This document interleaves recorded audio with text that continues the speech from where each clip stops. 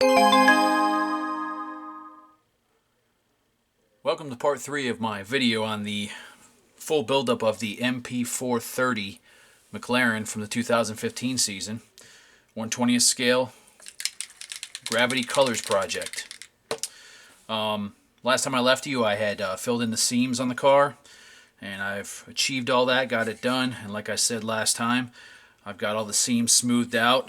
I used 800 to do the seams all the way around here. Then I did 1,000 grit on the entire body and finished it off with 4,000 grit. Allow you to get in all the contours and crevices of the car. I just cut them right off the disc. These actually are used in body shops to do fine polishing on paintwork after it's done for showroom shines. I was able to obtain a few of these from a buddy of mine. These are 4,000. You get them in different grits, but I cut small pieces of these off because they conform better to the actual body, especially on an F1 car, to get into all the nooks and crannies. I'll just demonstrate it real quick for you here. See, I can sit here and just, move it into the corners and the nooks and the crannies on the front, the side, everywhere, and this will actually conform and give me an even finish. So the whole body's been finished with 4,000. As you can see, it's real smooth. And that's what we're looking for before we add the primer. The smoother the finish is before primer, the better the primer will come out. Okay, and as you can see around you here in the photo or in the video here, I've got a lot of separate pieces that I'm leaving separate and painting them separate because I plan on doing a lot of inner carbon fiber work on this car. The one-to-one car has a lot of carbon fiber on the insides of the wings and the winglets on the front main wing, the rear wing, the insides. In fact, the kit gives you decals for the insides of these plates, and I want to make sure I get those applied and everything before I put the wing together, and then I'll clear coat the whole wing on a final pass with clear. Again, primer I'm using, Gravity Colors Gray Surface Primer GC303. This stuff is a lacquer-based primer. It's got an agitator in there, which is nice. And you have to be careful, like I said in my other part of my video, putting it on lightly. We're going to be going out to my spray booth here shortly, and I'll show you how that's done. Speaking of spraying and airbrushing, I did want to show you guys something that arrived not too long ago that I ordered from Gravity Colors. Is the airbrush they have on their website, the Infinity High Quality Airbrush. This is made by Harder and Steenbeck, and this is one quality piece. I'm really glad I ordered this. I've got quite a few airbrushes in my arsenal that I will be showing as I do my videos, but I wanted to show this one off a little bit because it is just special. There it is. Just reeks of quality here, guys. It comes with two different size paint cups. It is a siphon feed airbrush. It has a larger cup for the bigger jobs, and then the smaller cup for the detail jobs. You can adjust the, you can feather the trigger as far as how far it goes back when you're doing real fine work with this little adjuster back here.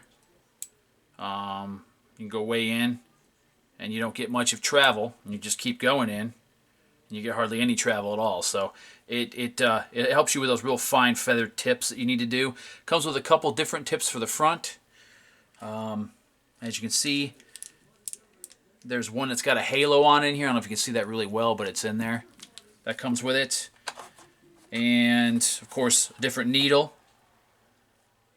If you want to go with a medium needle. This is, again, I haven't really looked at this thing closely yet. I'm just going to start winging this. This is a 0.4 millimeter fine line needle. I imagine the one that's in here is a little bit bigger, which is the one I'll use more often than any of them. So this is what I want to be using to put the primer on with, is this airbrush right here. So I got to get used to it a little bit. Again, Infinity by Harder and Steenbeck, available at gravitycolors.com. Real nice piece here. All right, let's get this thing out of the way here. So basically, I'm ready to spray. I'm going to go ahead and mount some of these parts and get it ready to go, get the airbrush loaded up with some primer, and I will meet you guys out by my spray booth. Okay, so here we are out in my spray booth. I apologize for the loudness out here, but that's the fan on my back of my spray booth that I built here. Mate Meyer actually gave me an idea to build this thing. Give you a quick overview. It's a 30 by 18 by 14 storage bin. This is just a a cuttable AC filter with a 350 CFM fan mounted to the back of it going out my window. So it's pretty effective. I will apologize. There will be times when my compressor will kick on behind me. Got a little bit of an air leak at the connector. So when that happens, I'll just stop talking until it kicks back on while I'm spraying. But as you can see here, I've got the body all ready. I've tacked the whole body with a tack. Get these. These are great to have. Get them at body shop supply places. They're sticky tack rags. Get all the lint off here. And we're going to spray in real light coats. I've already tacked it down pretty good. What you want to do is start spraying really light coats. Just feather it in. See how I'm not covering it right away?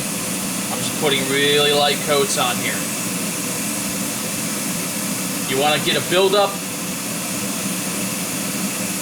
of primer that will basically protect the primer from attacking the plastic. It seems to dry fairly quick, especially when you feather it on like I am. I'm not building up a lot of color right now. I'm just trying to get coverage and build up a base on the actual model.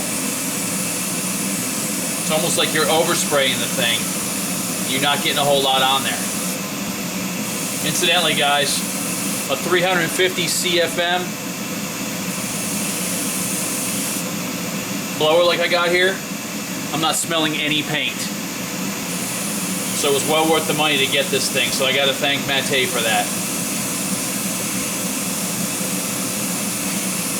Just build up in light coats.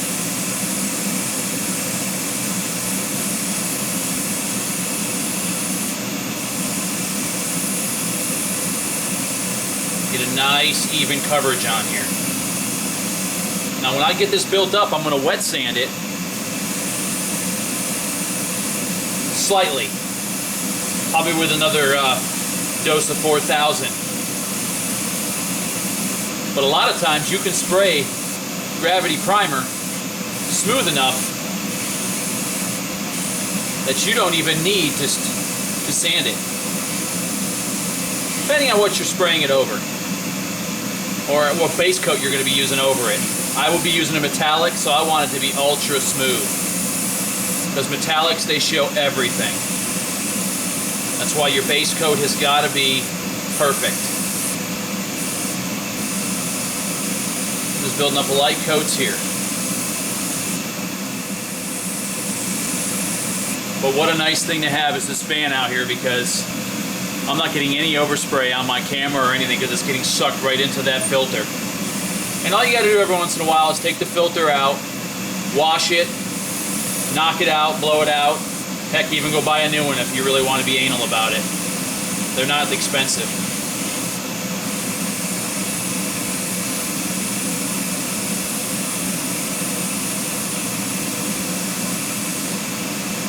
Okay, I'm out of primer on this one. So I'll continue to do this, guys, until I get the body really nice and smooth. And a good even coverage of primer. See, I've still got a lot to go here. But I'm taking it easy so that I don't get any kind of crazing. If you put the paint on too heavy, if you have an airbrush that doesn't have a good, solid, smooth, low air flow like this does, that you can really control it, you're going to get crazing. I will guarantee it. I don't have any whatsoever right now in here, so I'm very pleased with what I'm seeing so far. So let me continue to build this up. I'm not going to film everything here that I'm doing. It's just be a waste. You guys will probably fall asleep.